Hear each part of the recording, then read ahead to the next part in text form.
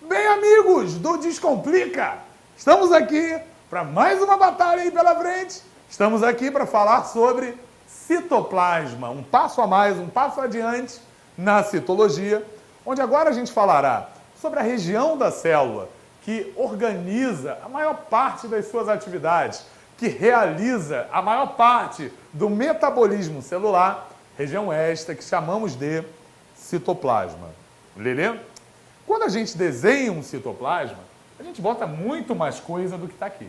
Né? Porque o citoplasma, teoricamente, é a região que fica entre o núcleo e a membrana e que, como eu disse, cedia a maior parte das reações químicas que a célula tem.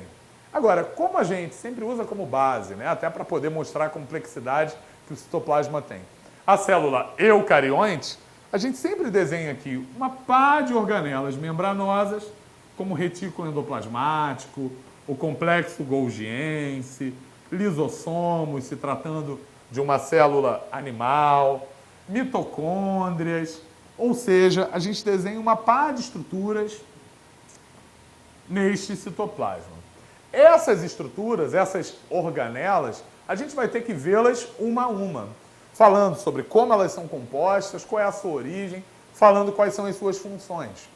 Só que antes de tratar sobre as organelas, quer sejam membranosas, quer sejam não membranosas, vamos dar uma analisada nessa parte aqui, nesse vazio, nesse vácuo que eu ou seu professor de biologia nunca desenha, né? Que seria essa matriz na qual se inserem as organelas. Essa região aqui, essa porção coloidal do citoplasma, é o que a gente chama de citosol ou hialoplasma. E o citosol ou hialoplasma, como é uma parte na qual as organelas estão, é óbvio que essa parte ela é repleta de água, ela é repleta de proteínas, de glicose, de sais, de vitaminas. É óbvio que ela permite, sim, a nutrição da célula e ela permite um transporte de substâncias pelo seu interior. Então, nessa região, que é o citosol ou hialoplasma, por exemplo, lá na respiração celular, a gente vai ver que é ali, nessa região, que começa a quebra da glicose, que vários processos enzimáticos ocorrem. E, além disso, é nessa região que a gente encontra proteínas que se entrelaçam, proteínas que formam uma rede que confere sustentação à célula, além do desempenho de outras funções. Então, na verdade, se eu tivesse que desenhar o citosol da forma em que ele é, ia ficar uma zona, gente, ia ficar uma bagunça. Porque teria proteínas para tudo quanto é lado, formando essa tal rede que sustenta a célula, formando esse esqueleto da célula, que é chamado de citoesqueleto. Então, mais uma vez, essa meiuca é o citosol, e no citosol ou hialoplasma, que é a porção coloidal, nós encontramos o citoesqueleto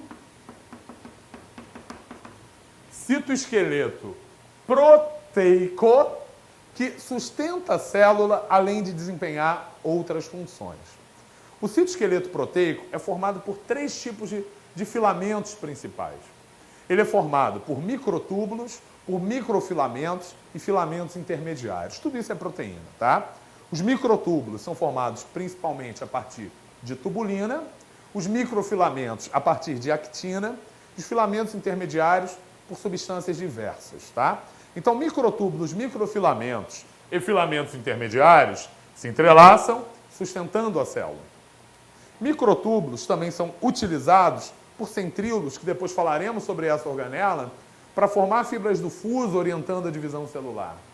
São utilizados também pelos centríolos para poder formar cílios e flagelos. Então, fibras do fuso, cílios, flagelos, tudo isso é formado a partir de microtúbulos do citoesqueleto. E, além disso, sobre essa rede de microtúbulos, sobre essa rede do citoesqueleto, a gente tem sempre vesículas sendo transportadas para cima e para baixo, formando como se fossem trilhos de uma montanha russa. Porque é uma pergunta que às vezes o aluno... Mas como é que é, Odá? Como é que pode sair uma vesícula do retículo e vir parar no complexo golgiense? A resposta é que há proteínas motoras que carregam essas vesículas sobre os trilhos do citoesqueleto, garantindo essa movimentação. Esse movimento de organelas, ele é chamado de ciclose, e essa ciclose, para que ela possa acontecer, para que ela possa ocorrer, ela exige a existência do citoesqueleto.